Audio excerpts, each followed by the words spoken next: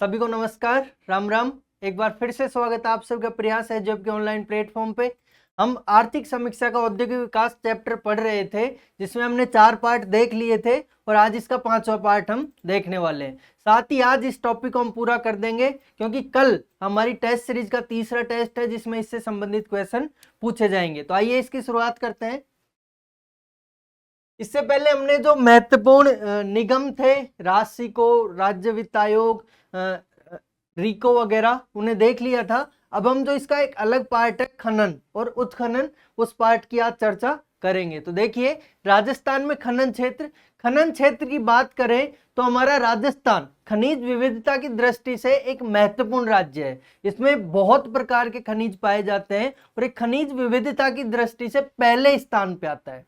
ठीक है, तो उसी के साथ जब खनिज विविधता की दृष्टि से बहुत एक रिच राज्य है, उसी तरह इसे खनिजों का अजायब घर कहते हैं। तो देखिए, राजस्थान में 81 प्रकार के खनिज पाए जाते हैं।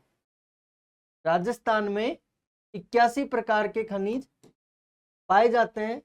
81 प्रकार के खनिजों का भंडार है। ठीक है, साथ ही हम बात करें तो इसमें से 58 प्रकार के खनिजों का खनन होता है। ठीक है, तो 81 प्रकार के खनिज, 81 प्रकार के खनिज हैं और इनमें से 81 में से 58 प्रकार के खनिज यहां से उत्खनन किए जाते हैं। तो ये याद रखना है, इंपॉर्टेंट है। ठीक है, इसलिए राजस्थान को क्या कहते हैं? खनिजों का अजायब घर। इसलिए राजस्थान को खनिजों का अजायब घर कहते हैं। साथ ही देखें आगे, तो खनिज जिसमें राजस्थान में कई ऐसे खनिज हैं जो सिर्फ यहीं से निकलते हैं, और दूसरा कुछ ऐसे खनिज हैं जिनका लगभग पूरा उत्पादन यहां से होता है। ठीक है, कुछ खनिजों में इसका नंबर 1 स्थान है। तो देखिए, एकमात्र उत्पादक राज्य, ऐसे खनिज जो सिर्फ राजस्थान से निकलते हैं। तो एक है सीसा जस्ता, दूसरा है सेलेनाइट और एक है वोलेस्टोनाइट। तो सीसा जस्ता, सेलेनाइट और वोलेस्टोनाइट में हमारे राजस्थान का एकमात्र उत्पादन है। उसके बाद हम बात करें तो कुछ खनिज ऐसे हैं जो लगभग राजस्थान से उत्पादित होते हैं, कुछ प्रमुख उत्पादित हैं, और जिनमें कुछ खनिज ऐसे हैं जिनमें राजस्थान का प्रथम स्थान है। तो देखिए, चांदी का उत्पादन लगभग राजस्थान से होता है। साथ ही कैल्साइट हो गया और जिप्सम हो गया, तो इन सब का उत्पादन लगभग हमारे राजस्थान से ही होता है।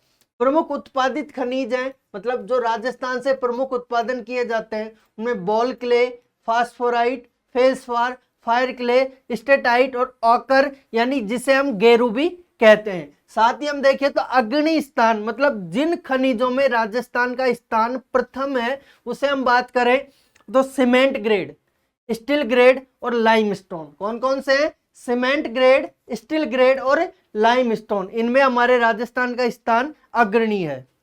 उसी के साथ हम बात करें तो खनिज विकास से संबंधित गवर्नमेंट ने अनेक आयोग बनाए हैं, अनेक न्यास बनाए हैं, अनेक कमेटियां बनाई है। तो हम देखिए, राजस्थान राज्य खनिज अन्वेषण न्यास, जिसका मुख्यालय कहाँ है? जयपुर में। कि राजस्थान राज्य खनिज अन्वेषण न्यास जयपुर में जिसका मुख्यालय है, और जिसका मुख्य कार्य है वो क्या है? तो खनन एवं भूविज्ञान के सुदृढ़ीकरण के लिए एवं खनिज सर्वेक्षण एवं अन्वेषण में विभागीय सुदृढ़ीकरण, तकनीकी नवाचार, तकनीकी परामर्श, लॉजिस्टिक सपोर्ट या खनिज व्यवसाय का विकास करना। यानी हम सीधे सीधे बात कर सकते हैं कि खनिज को जो उत्खनन है उसमें राजस्थान भूविज्ञान को सुदृढ़ीकरण या इन्हें तकनीकी सहायता प्रदान करना है, तकनीकी परामर्श प्रदान करना। वो किसका कार्य है? राजस्थान राज्य खनिज अन्वेषण न्यास का, जो कि कहाँ है? हमारे जयपुर में।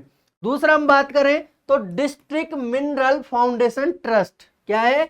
डिस्ट्रिक्ट मिनरल फाउंडेशन ट्रस्ट, जिसे हम डीएमएफटी के नाम से भी जानते हैं। तो डीएमएफटी है एक गैर लाभकारी निकाय है। ये एक गैर लाभकारी निकाय है। ये क्या करता है? जो खनन जो क्षेत्र है, वहां खनिज वाले जो एरिया है जहां से खनन किया जाता है, वहां पे जो प्रभावित लोग हैं उनकी ये क्या करता है? सहायता प्रदान करता है। तो खनन प्रभावित क्षेत्रों में लोगों की सहायता प्रदान करना किसका काम है? डीएमएफटी का। डीएमएफटी का कार्य है। तो प्रत्येक जिले में डीएमएफटी की अधिसूचना जो 2016 में हुई थी, तो प्रत्येक जिले में एक डीएमएफटी की स्थापना की गई। और वर्तमान में राज्य में कितने डीएमएफटी है? 33 डीएमएफटी स्थापित है। उसी के साथ हम बात करें तो सबसे महत्वपूर्ण वो है राजस्थान राज्य खान एवं खनिज लिमिटेड। राजस्थान राज्य खान एवं खनिज लिमिटेड RSMML। तो देखिए ये एक सार्वजनिक क्षेत्र का उद्यम है। क्या है? एक सार्वजनिक क्षेत्र का उद्यम है या उद्योग है। वो एक लिमिटेड या एक कंपनी है। तो उसके हम देखें तो इसकी जो स्थापना की गई थी वो कंपनी अधिनियम 1956 के तहत की गई थी। इसकी स्थापना कंपनी अधिनियम 1956 के तहत इसकी स्थापना 30 अक्टूबर 1974 को की गई। इसका जो मुख्य कार्य है वो है औद्योगिक खनिजों का खनन एवं विपणन संबंधित जो कार्य है वो राजस्थान राज्य खान एवं खनिज लिमिटेड द्वारा किया जाता है। साथ ही इस कंपनी की कुछ मुख्य गतिविधियां हैं जिन्हें 4 भागों में बांटा गया है। उन्हें 4 भागों में बांटा गया है जिन्हें हम स्ट्रेटेजिक बिजनेस यूनिट एवं प्रॉफिट सेंटर कहते हैं। SBUPC कहा जाता है। तो इंपॉर्टेंट है SBUPC जो रॉक फॉस्फेट के लिए है, ये जामर कोटड़ा उदयपुर में स्थापित है। साथ ही SBUPC जिप्सम के लिए ये बीकानेर में स्थापित है, लिग्नाइट के लिए जयपुर में स्थापित है और लाइमस्टोन के लिए जोधपुर में स्थापित है। तो याद रखना है strategic business unit and profit centre है SBUPC। ये कहाँ का है? रॉक फॉस्फेट से संबंधित जामर कोटड़ा में, जिप्सम से संबंधित बीकानेर में, लिग्नाइट से संबंधित जयपुर में और लाइमस्टोन से संबंधित कहाँ पर है? जोधपुर में। उसी के साथ आगे देखें तो इसी में हम बात करें कुछ, तो देखिए तेल एवं प्राकृतिक गैस, जो खनिजों में ही हम बात करें तेल एवं प्राकृतिक गैस, इसमें एग्जाम में सबसे इंपॉर्टेंट है ये, क्योंकि एग्जाम में यहाँ से सीधे सीधे क्वेश्चंस बहुत बार पूछ लिया जाता है। और वहीं के बारे में बात करें तो तेल एवं प्राकृतिक गैस, ये अपना जो भारत है, ये संयुक्त राज्य अमेरिका व चीन के बाद भारत विश्व में कच्चे तेल का तीसरा सबसे बड़ा उपभोक्ता है।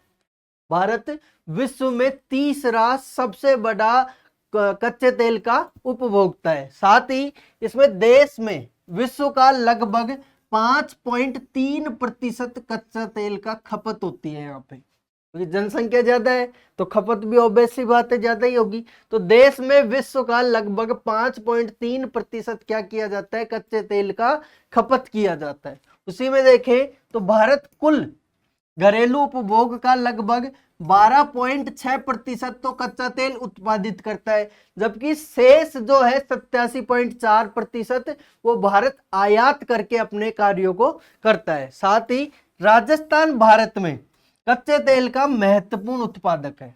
जो कच्चा तेल है उसके मामले में राजस्थान एक महत्वपूर्ण उत्पादक है। भारत के कच्चे तेल के कुल उत्पादन का हमारे यहाँ पे 29.36 मिलियन मीट्रिक टन प्रति वर्ष, यानी राजस्थान का योगदान है पूरे 100% माने तो 14.95% हमारे राजस्थान से कच्चा तेल उत्पादित होता है।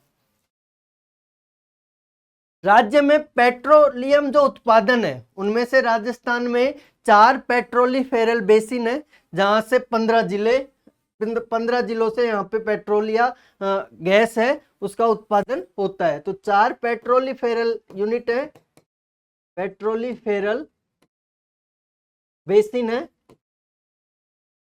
जिसके अंतर्गत 15 जिले हैं, 15 जिले हैं और ये लगभग 1.5 लाख किलोमीटर स्क्वायर एरिया में फैला हुआ है। तो आइए देखते हैं कौन कौन से हैं।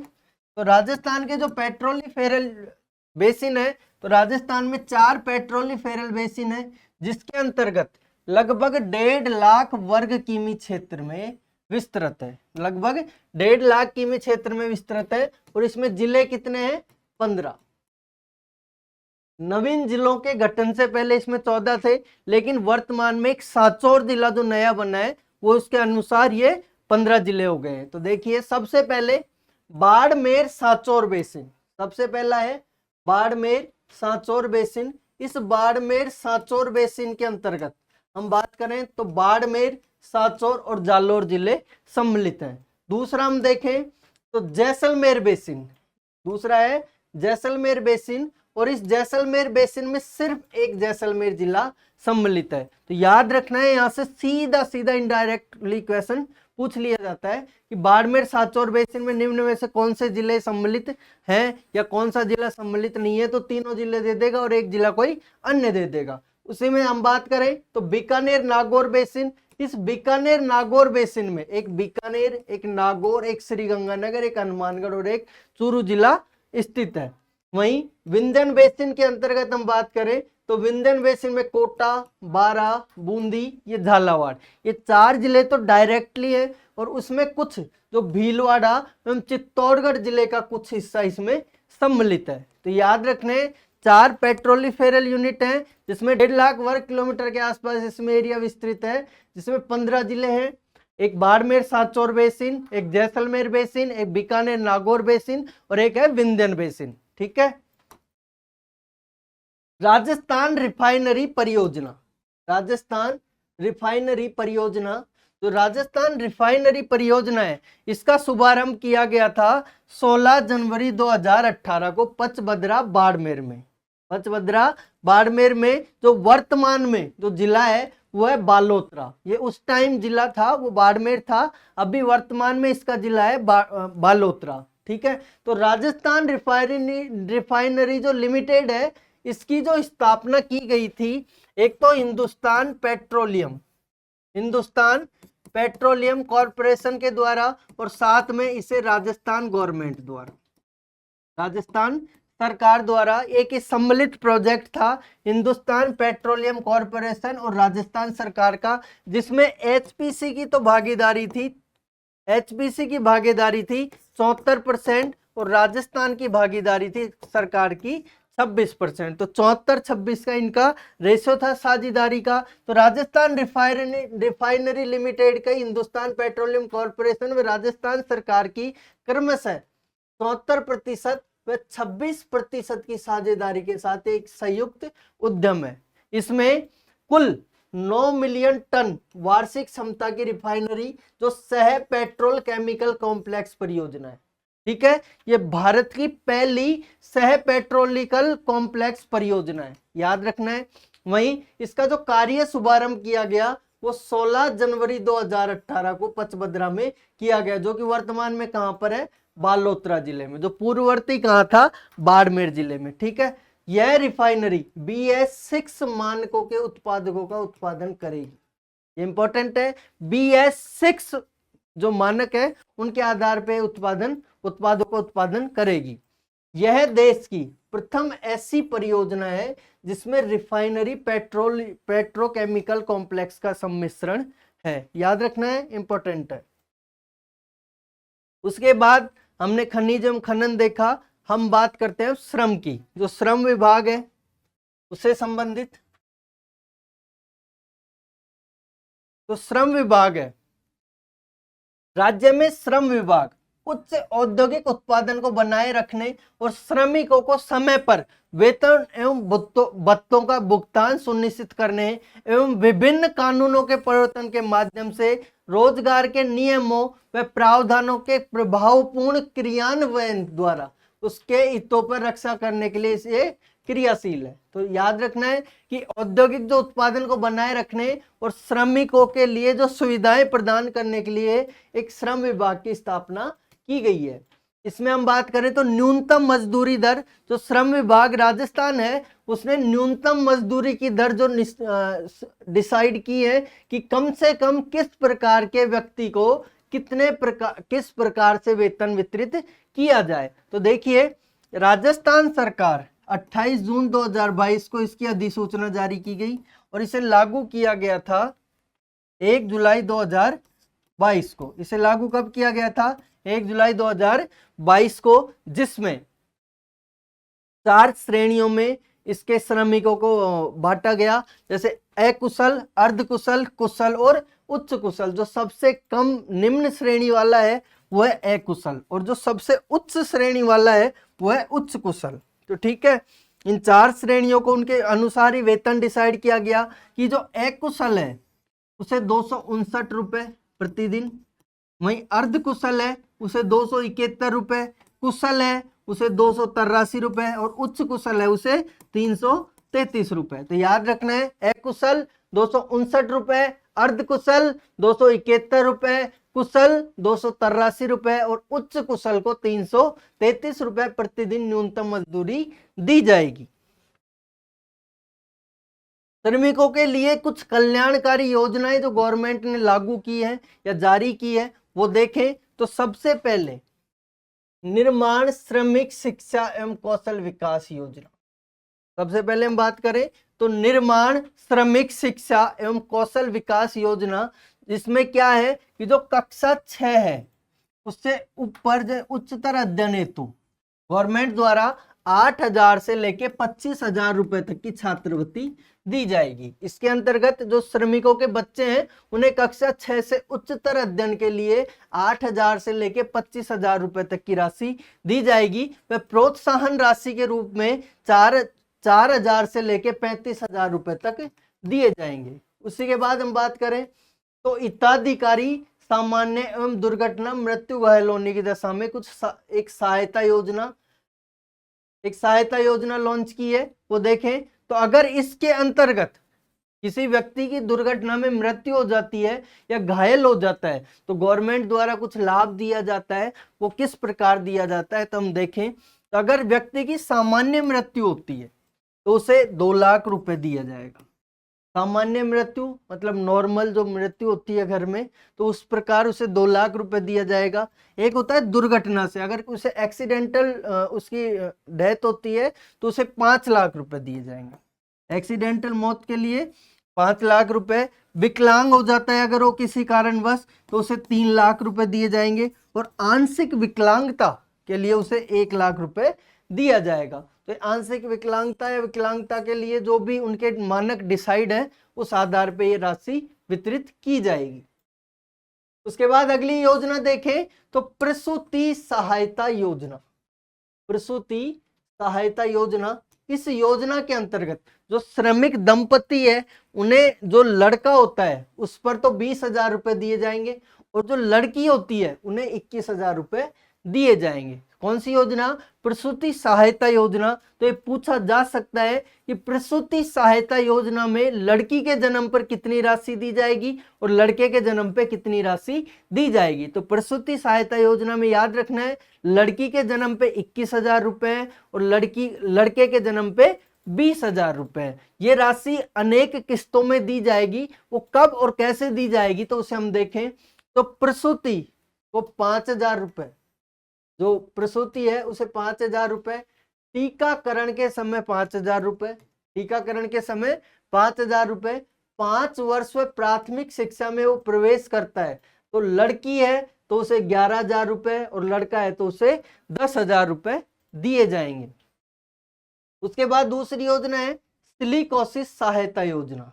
सिलिकोसिस सहायता योजना, इस योजना के अंतर्गत जो पीड़ित परिवार है, जो पीड़ित है उस पीड़ित की अगर मृत्यु हो जाती है तो 3 लाख, उस पीड़ित अगर वो व्यक्ति है तो उस पीड़ित को 3 लाख रुपए दिए जाएंगे और उस पीड़ित की अगर मृत्यु हो जाती है तो 2 लाख रुपए उसके आश्रित को दिए जाएंगे, यानी उसके परिवार को दिए जाएंगे। तो सिलिकोसिस सहायता नीति, इसके अंतर्गत पीड़ित को 3 लाख, मृत्यु होने पे आश्रित को 2 लाख रुपए दिए जाएंगे। उसके आगे हम एक और योजना देखें तो निर्माण श्रमिक औजार टूल किट सहायता योजना।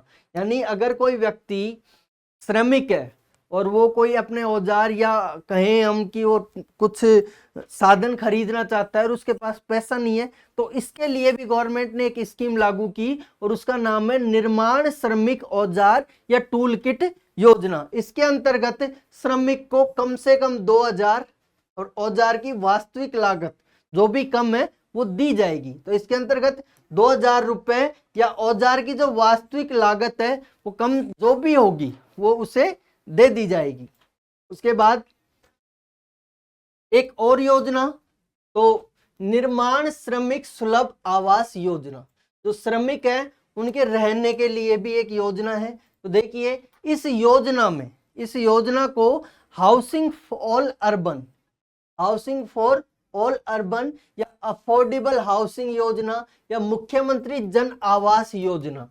इसके अलावा केंद्र एवं राज्य की जो भी आवासीय योजना है उसके अंतर्गत हिताधिकारी को, जो हिताधिकारी हमने योजना देखी थी उसमें हिताधिकारी को घर क्रय करने पर अथवा स्वयं के आवास निर्माण हेतु अधिकतम 1.5 लाख का अनुदान दिया जा रहा है। तो याद रखना है, निर्माण श्रमिक सुलभ आवास योजना है, इसके अंतर्गत कितनी राशि दी जाती है, तो इसके अंतर्गत 1.5 लाख की राशि प्रदान की जाती है। किसके लिए? निर्माण श्रमिक के सुलभ आवास के लिए। ये इस राशि द्वारा इन योजनाओं के अंतर्गत जाके एक घर का खरीद कर सकता है।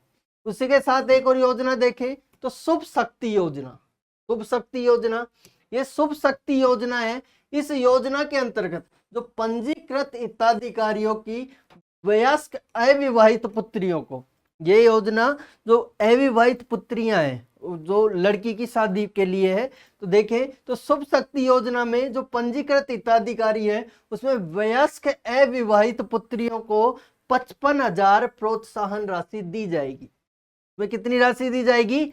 55,000 प्रोत्साहन राशि दी जाएगी, जिसका मुख्य उद्देश्य राजस्थान में श्रमिक परिवारों की पुत्रियों को उच्च शिक्षा, व्यावसायिक प्रशिक्षण, व्यवसाय कौशल विकास प्रशिक्षण एवं विवाह व्यय के लिए सहायता प्रदान करना एवं उन्हें सशक्तिकरण करना है, जिसके अंतर्गत अब तक 476 आवेदन स्वीकृत किए जा चुके हैं। यह आर्थिक समीक्षा 2023-24 का डाटा है कि इसके अंतर्गत अब तक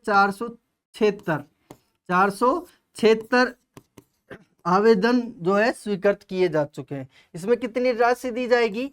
तो 55,000 रुपए की राशि इसमें दी जाएगी। तो याद रखना है, आवास योजना है उसमें 1.5 लाख की राशि और शुभ शक्ति योजना है उसमें 55,000 की राशि दी जाएगी।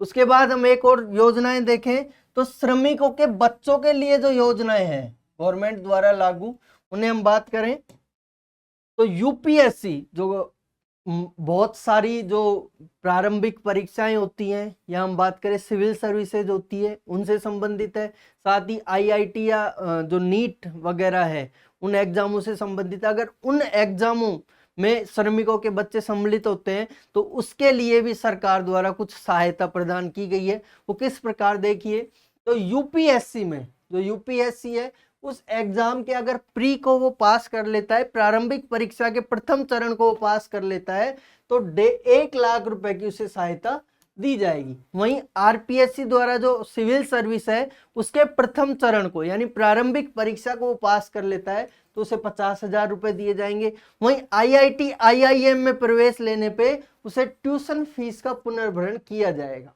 ठीक है, उसके ट्यूशन फीस का क्या किया जाएगा? पुनर्भरण, जितनी भी उसकी ट्यूशन फीस लगेगी वो उसे वापस लौटा दी जाएगी। वहीं अंतरराष्ट्रीय खेल प्रतियोगिता, जो अंतरराष्ट्रीय खेल प्रतियोगिता है, अगर उसमें भी श्रमिकों के बच्चे भाग लेते हैं तो उन्हें भी कुछ सहायता राशि के रूप में प्रदान किया जाएगा। तो देखिए, अगर वो इसमें भाग लेते हैं तो उन्हें 2 लाख रुपए दिए जाएंगे, भाग लेने पे 2 लाख रुपए। अगर वो कांस्य पदक विजेता रहते हैं तो 5 लाख रुपए, रजत पदक अगर वो जीतते हैं तो 8 लाख रुपए, और स्वर्ण पदक अगर वो जीतते हैं तो 11 लाख रुपए उन्हें दिया जाएगा। तो याद रखना है, भाग लेते हैं तो 2 लाख, कांस्य पदक 5 लाख, रजत पदक 8 लाख और स्वर्ण पदक के लिए उन्हें 11 लाख रुपए दिए जाएंगे। इसके साथ हम देखें तो ई श्रम पोर्टल भी गवर्नमेंट द्वारा जारी किया गया है। तो इसका क्या कार्य है? तो असंगठित श्रमिकों का राष्ट्रीय डेटाबेस बनाने के लिए, राष्ट्रीय डेटाबेस बनाने के लिए या विकसित करने के लिए इसे आधार के साथ जोड़ा जाएगा और एक राष्ट्रीय डेटाबेस जारी किया जाएगा यानी लागू किया जाएगा। इसमें निम्नलिखित शर्तों को अगर कोई पूरा करता है कोई व्यक्ति, तो इसे इस श्रम पोर्टल पे ई मित्र या वेबसाइट पे यानी जो www.isramgovernment.in है, इसके माध्यम से पोर्टल पर वो निःशुल्क पंजीकरण करवा सकता है। तो देखिए कौन व्यक्ति इसके लिए आवेदन कर सकता है और कौन इसके लिए एलिजिबल है। तो एक सबसे पहला कि वो एक असंगठित श्रमिक होना चाहिए, साथ ही उसकी आयु है वो 16 से 59 वर्ष के मध्य होनी चाहिए। उसकी आयु कितनी होनी चाहिए? 16 से 59 वर्ष के मध्य। वहीं इसमें श्रमिक आयकर दाता नहीं होना चाहिए।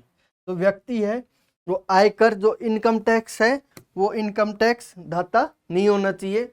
वहीं ईपीएफओ या ईएसआईसी योजना या एनपीएस सरकार द्वारा वित्त पोषित सदस्य इस योजनाओं का सदस्य नहीं होना चाहिए। वो इस पोर्टल पे जाके सॉरी इस पोर्टल पे जाके वो अपना रजिस्ट्रेशन कर सकता है। उसके बाद जो रोजगार विभाग है हमारा, उस रोजगार विभाग द्वारा भी बहुत सारी योजनाएं संचालित हैं। वो हम बात करें तो सबसे पहली योजना है मुख्यमंत्री युवा संबल योजना, जिसे आप बहुत अच्छी तरीके से जानते हैं। मुख्यमंत्री युवा संबल योजना जिसे आप बहुत अच्छी तरीके से जानते हैं, और इस योजना को हम कहते हैं बेरोजगारी भत्ता। क्या कहते हैं?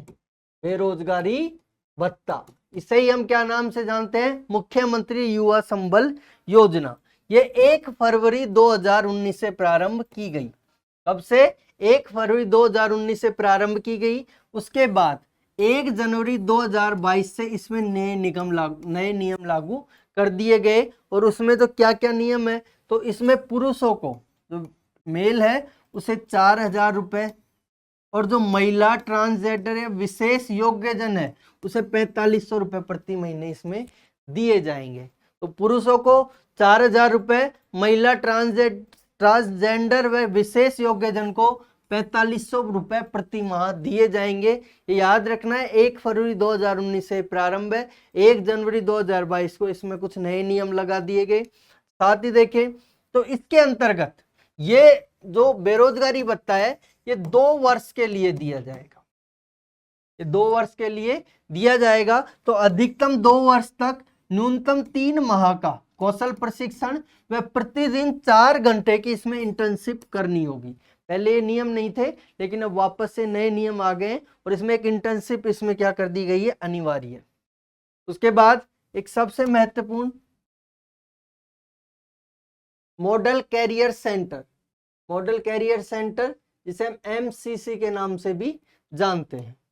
मॉडल कैरियर सेंटर ये रोजगार कार्यालयों की पुरानी व्यवस्थाओं को सूचना प्रौद्योगिकी से सक्षम मॉडल करियर सेंटर के रूप में परिवर्तित करने के संदर्भ में जिलों में ऐसे कुल 16 कैरियर सेंटर को स्थापित किया गया है। ठीक है, क्या कार्य होगा? तो रोजगार कार्यालयों में मॉडल कैरियर सेंटर क्या काम करेंगे? मॉडल कैरियर सेंटर के अंतर्गत जो रोजगार कार्यालय है उनकी जो पुरानी व्यवस्था है उसमें सूचना प्रौद्योगिकी को, नवीन सूचना प्रौद्योगिकी जोड़ने के लिए और उसे परिवर्तन करने के लिए अब तक 16 जिलों में ये मॉडल कैरियर सेंटर स्थापित किए जा चुके हैं। जिनमें कौन कौन से हैं? तो बीकानेर, भरतपुर, कोटा, जयपुर, अलवर, दौसा, झालावाड़, झुंझुनू, सवाई माधोपुर, सिरोही, पाली, जैसलमेर, जालौर, बारा, बांसवाड़ा, श्रीगंगानगर। कौन कौन से जिले हैं? तो ये है बीकानेर, भरतपुर, कोटा, अलवर, जयपुर, दौसा, झालावाड़, झुंझुनू, सवाई माधोपुर, सिरोही, पाली, जैसलमेर, जालौर, बारा, बांसवाड़ा और श्रीगंगानगर। इन 16 जिलों में ये योजना, ये सेंटर स्थापित किए जा चुके हैं। एक है राजस्थान कौशल एवं आजीविका विकास निगम। राजस्थान कौशल एवं आजीविका विकास निगम, जिसे हम RSLDC के नाम से भी जानते हैं। इस निगम द्वारा जो Rajasthan mission on livelihood RMOL, Rajasthan mission on livelihood को राज्य के गरीब एवं कमजोर वर्ग के लोगों के लिए बड़े पैमाने पर आजीविका को बढ़ावा देना व सुविधाजनक बनाने के लिए एक उचित अभिनव रणनीति तैयार करने के उद्देश्य से बनाया गया था। यानी इसमें जो गरीब एवं कमजोर वर्ग के लोग हैं उन्हें बड़े पैमानों पर आजीविका को बढ़ाना एवं उसे सुविधाजनक बनाने के लिए उचित अभिनव रणनीति तैयार करने के उद्देश्य से इसका स्थापना की गई। इसमें आजीविका मिशन शुरू करने वाला राजस्थान, आजीविका मिशन शुरू करने वाला राजस्थान पहला राज्य है भारत का। इंपॉर्टेंट है, आजीविका मिशन शुरुआत करने वाला पहला राज्य कौन है? तो हमारा कौन है? राजस्थान। राजस्थान ये पहला राज्य है।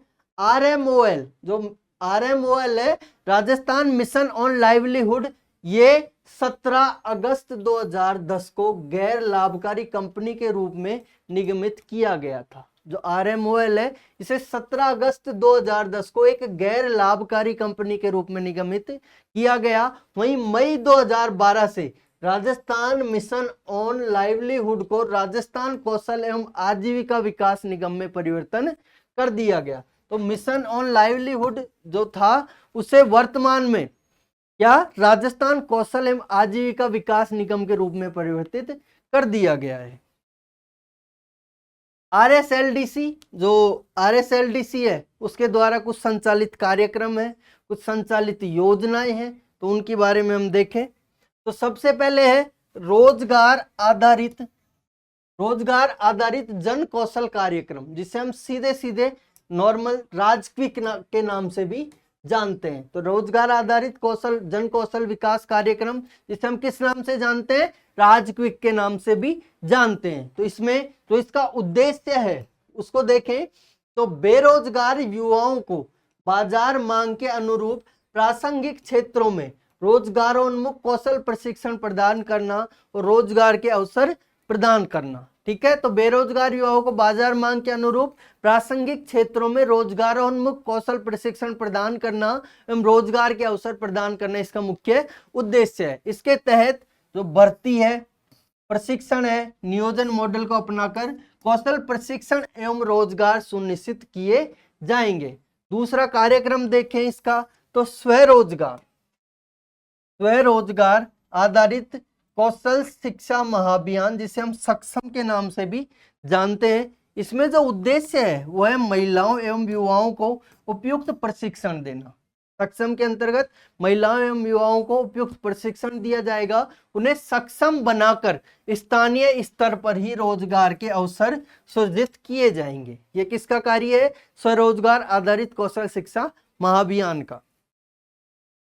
उसके बाद एक और तीसरा कार्यक्रम जिसे समर्थ के नाम से जाना जाता है, समर्थ के नाम से जाना जाता है। उसका उद्देश्य है कि राज्य में निर्धनतम हाशिए पर मौजूद समुदाय या वर्गों या भिक्षावृत्ति में लिप्त जो लोग हैं या कच्ची बस्तियों के निवासी हैं, दलित हैं, आदिवासी नारी निकेतनों के हैं या बाल गृह के निवासित हैं, कारागार हैं, बंदियों को रोजगार स्वरोजगार की संभावनाओं के लिए प्रशिक्षण कार्यक्रम के अंतर्गत या हम इसके माध्यम से क्या किया जाएगा? उन्हें आत्मनिर्भर बनाया जाएगा। तो समर्थ में याद रखना है, समर्थ कार्य जो है उस समर्थ प्रोग्राम या कार्यक्रम में राज्य के निर्धनतम हाशिए पर मौजूद समुदाय वर्ग, या हम बात करें भिक्षावृत्ति में जो लिप्त हैं या कच्ची बस्तियों के निवासी हैं, दलित हैं, आदिवासी नारी निकेतनों के निवासी हैं या बाल गृह के निवासी हैं या कारागार या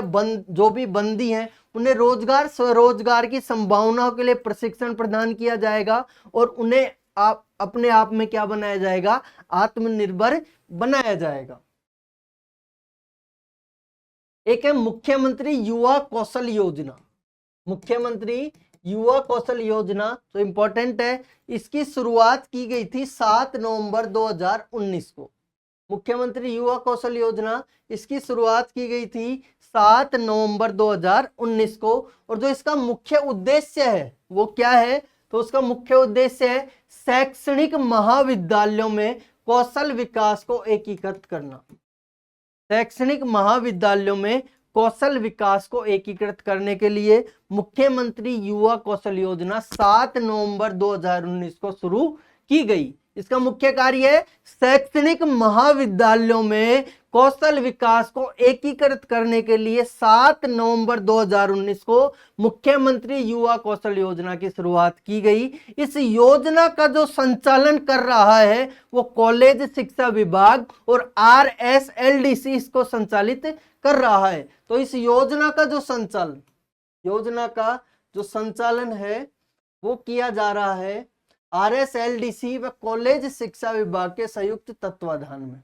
ये योजना ये योजना RSLDC किसके द्वारा, RSLDC व जो कॉलेज शिक्षा विभाग है उसके संयुक्त तत्वाधान में संचालित की जा रही है। इसमें विद्यार्थियों हेतु 45 दिन का एक विशेष प्रशिक्षण कार्यक्रम या पाठ्यक्रम तैयार किया गया है।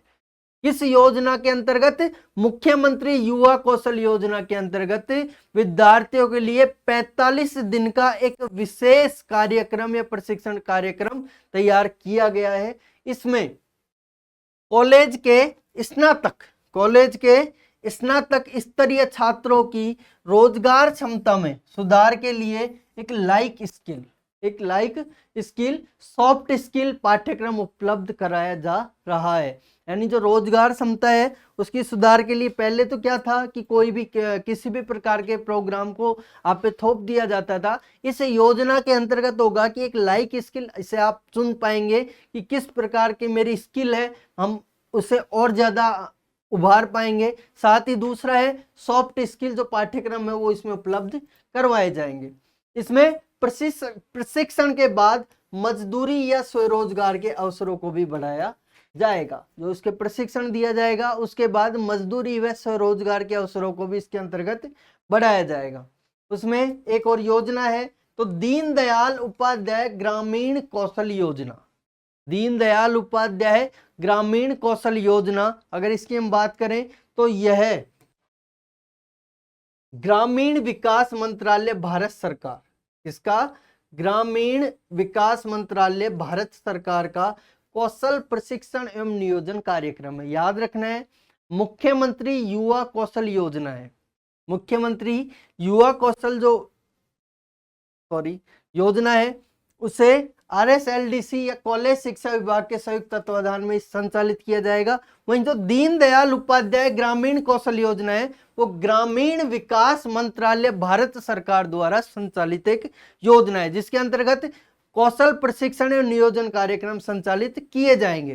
जो इसका मुख्य उद्देश्य है वह ग्रामीण युवाओं को कौशल प्रशिक्षण प्रदान करके रोजगार के अवसर उपलब्ध करवाना। उसके बाद संकल्प, जिसे हम स्किल एक्विजिशन एवं knowledge awareness for livelihood promotion, skill acquisition एवं knowledge awareness for livelihood promotion, जिसे हम शॉर्ट में संकल्प के नाम से जानते हैं, ये कौशल विकास एवं उद्यमिता मंत्रालय भारत सरकार द्वारा ये संचालित है। तो कौशल विकास और उद्यमिता मंत्रालय भारत सरकार द्वारा ये संचालित है। इसका जो उद्देश्य है वो है राष्ट्रीय व राज्य दोनों ही स्तर पर संस्थागत तंत्र को मजबूत करना, वहीं गुणवत्ता पूर्वक तो प्रशिक्षकों एवं मूल्यांकनकर्ताओं का एक समूह बनाना तथा समाज के सभी वर्गों हेतु कौशल प्रशिक्षण कार्यक्रम चलाना। तो कौशल विकास एवं उद्यमिता मंत्रालय भारत सरकार द्वारा संकल्प कार्यक्रम संचालित है और इसका जो मुख्य उद्देश्य है वह राष्ट्रीय व राज्य दोनों ही स्तर पर संस्थागत तंत्र को मजबूत बनाना, गुणवत्ता युक्त प्रशिक्षक व मूल्यांकनकर्ताओं का एक ऐसा समूह बनाना जो समाज के सभी वर्गों के हेतु कौशल प्रशिक्षण कार्यक्रम संचालित कर सके। इस संकल्प परियोजना के अंतर्गत जो उपलब्ध कराया गया एक अनुदान RSLDC को जिला स्तर पर संस्थागत तंत्र मजबूत करने के लिए सक्षम बनाया जाएगा। जो RSLDC है उसे जिला स्तर पर संस्थागत एक तंत्र के रूप में कार्य दिया गया है। यह कार्यक्रम कौशल विकास कार्यक्रम में महिलाओं SC/ST दिव्यांग, जो महिला SC/ST व जो दिव्यांग प्रतिभागी है उनमें प्रतिभागियों वंचित वर्गों की भागीदारी में वृद्धि करेगा। तो इसमें याद रखना है कि संकल्प के अंतर्गत भी महिला SC/ST व दिव्यांगों को विशेष छूट दी गई है। प्रवासन सहायता केंद्र, तो कुछ सहायता केंद्र है तो RSLDC द्वारा प्रशिक्षित युवाओं को गृह नगर से बाहर नौकरी के दौरान 90 दिन का निःशुल्क प्रवास उपलब्ध करवाया जाएगा। तो RSLDC द्वारा तो प्रशिक्षित युवा हैं जो इससे प्रशिक्षण ले चुके हैं, उन्हें बाहर नौकरी अगर वो करने के लिए जाते हैं तो 90 दिन तक रहने के लिए सुविधाएं प्रदान की जाएगी जो बिल्कुल निःशुल्क होगी। और 5 प्रवासन केंद्र इस टाइम सहायता केंद्र संचालित किए जा रहे हैं। इसके अलावा कुछ विशेष योजनाएं देखें जो एग्जाम के लिए इंपॉर्टेंट है और हमारी आर्थिक समीक्षा में दी गई है। तो सबसे इंपॉर्टेंट और बार बार एग्जाम में पूछी जा रही है वो है भिक्षुक अभिविन्यास एवं पुनर्वास कार्यक्रम। भिक्षुक अभिविन्यास एवं पुनर्वास कार्यक्रम, जिसे भिक्षुक मुक्त शहर, जो भिक्षा मांगने वाले हैं, हम देखते हैं जगह जगह चौराहे पे या रेड लाइट एरियाज पे या हम और भी कई जगह रोड पे जब जाते हैं मंदिरों के बाहर, वहां बहुत सारे जो भिक्षुक हैं, जो भीख मांगने वाले लोग हैं, उनसे मुक्त करने के लिए उन्हें एक विशेष प्रशिक्षण कार्य देके उन्हें रोजगार के लिए आकर्षित किया जा रहा है। और इस शहर को यानी शहर को भिक्षुक मुक्त शहर बनाने के लिए भिक्षुक अभिविन्यास एवं पुनर्वास कार्यक्रम संचालित किया जा रहा है, जिसे शॉर्ट रूप में हम भोर के नाम से जानते हैं। इस नाम से भोर के नाम से जानते हैं, भिक्षुक अभिविन्यास एवं पुनर्वास योजना। भिक्षुक के पुनर्वास व स्वरोजगार हेतु प्रशिक्षण कार्यक्रम ये चलाया जा रहा है। इसके अंतर्गत ये योजना है, ये कार्यक्रम है, वो RSLDC व पुलिस आयुक्तालय जयपुर द्वारा ये संचालित है। तो किस किस के द्वारा? RSLDC व पुलिस आयुक्तालय जयपुर द्वारा ये संचालित कार्यक्रम है। इसमें लाभार्थी को 225 रुपए प्रतिदिन मजदूरी द्वारा क्षतिपूर्ति की जाएगी। इसके अंतर्गत एक प्रशिक्षण कार्यक्रम चलाया गया है, उसमें लोगों को, जो भिखारी हैं, जो भीख मांगने वाले लोग हैं, उन्हें प्रशिक्षित किया गया है और उसके अलावा उन्हें एक रोजगार दिए जा रहे हैं और 225 रुपए प्रतिदिन एक क्षतिपूर्ति के रूप में उन्हें दिया जा रहा है, मजदूरी दी जा रही है। सीधी सीधी हम ये बात कर सकते हैं। इसके अलावा हम देखें तो अभिसरण पहल जो RSLDC राज्य के सभी विभागों की कौशल विकारण योजनाओं को अभिसरण एक रूपता कर प्रशिक्षण प्रदान कर रही है। इसे क्या कहते हैं? अभिसरण पहल।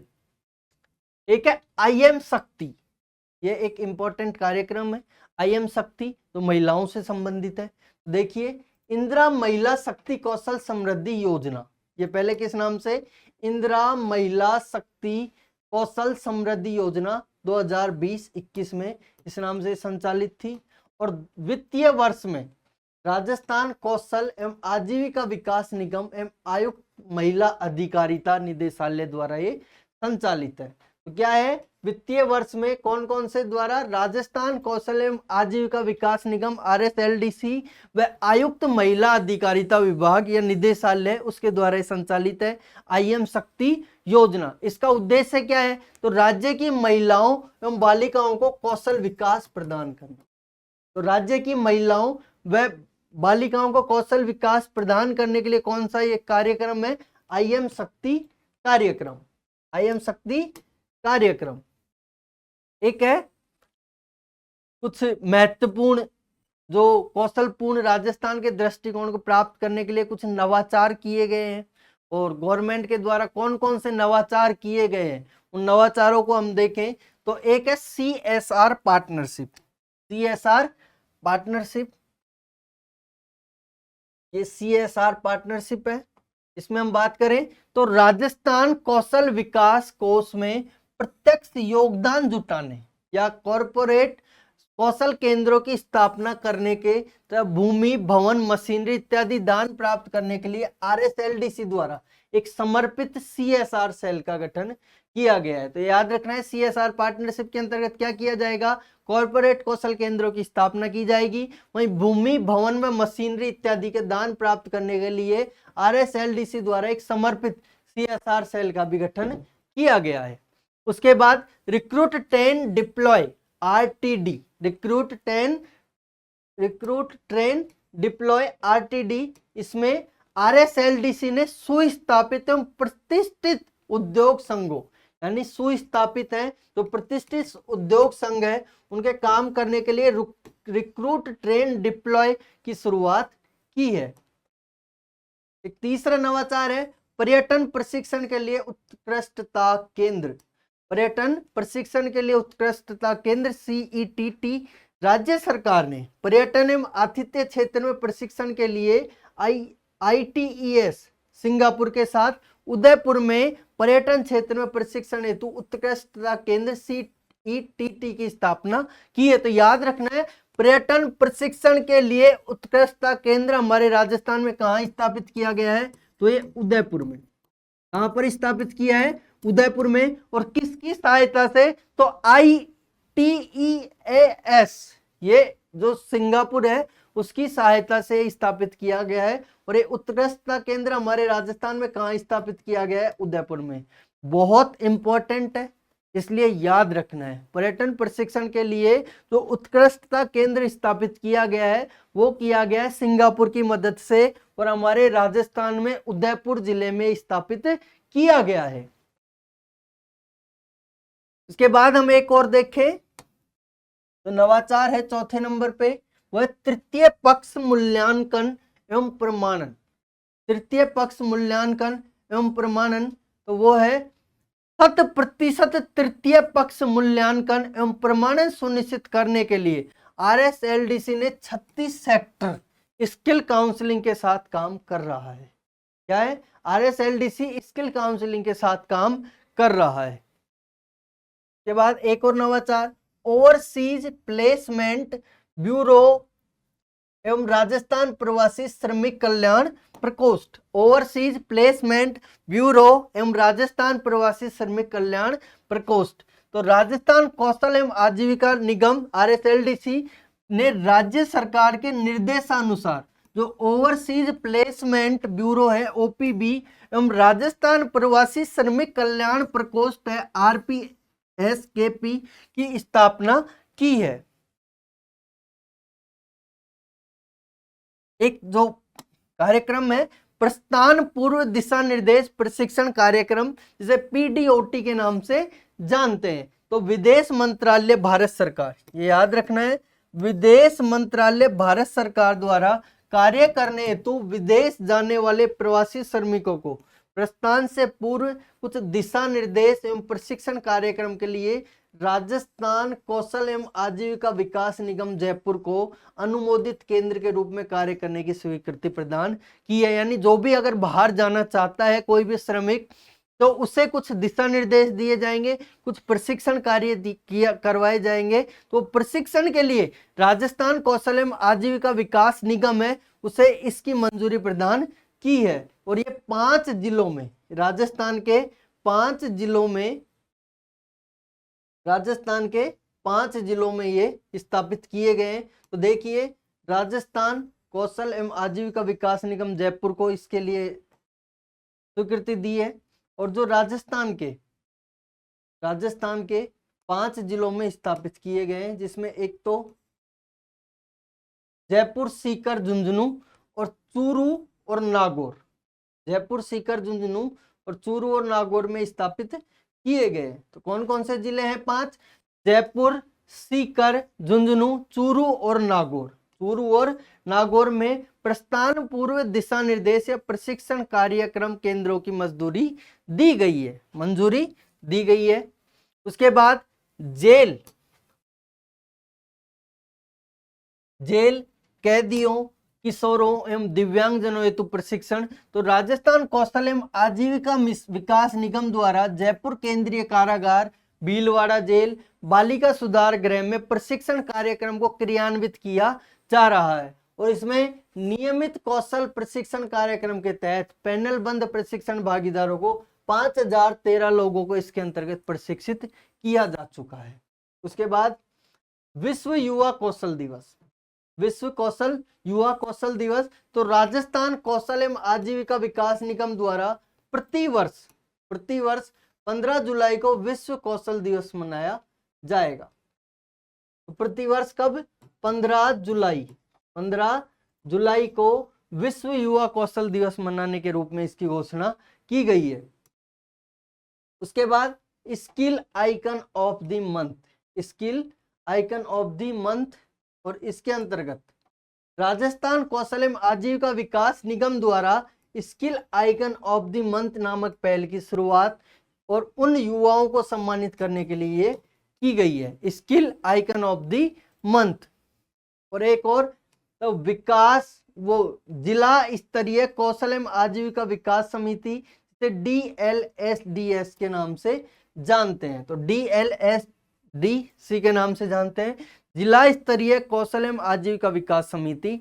इसके अंतर्गत जिलों में कौशल विकास परियोजनाओं की निगरानी व पहुंच को बढ़ाने के लिए जिला कलेक्टर की अध्यक्षता में, किसकी अध्यक्षता में, जिला कलेक्टर की अध्यक्षता में जिला स्तरीय कौशल एवं आजीविका विकास समिति DLSDC का गठन किया गया है। तो याद रखना है, जिला स्तरीय कौशल एवं आजीविका विकास समिति DLSDC की जो अध्यक्षता, एक कमेटी बनेगी, वो किसकी अध्यक्षता में, जिला कलेक्टर की अध्यक्षता में कमेटी बनेगी। तो जिला स्तरीय कौशल एवं आजीविका विकास समिति की गठन किया जाएगा।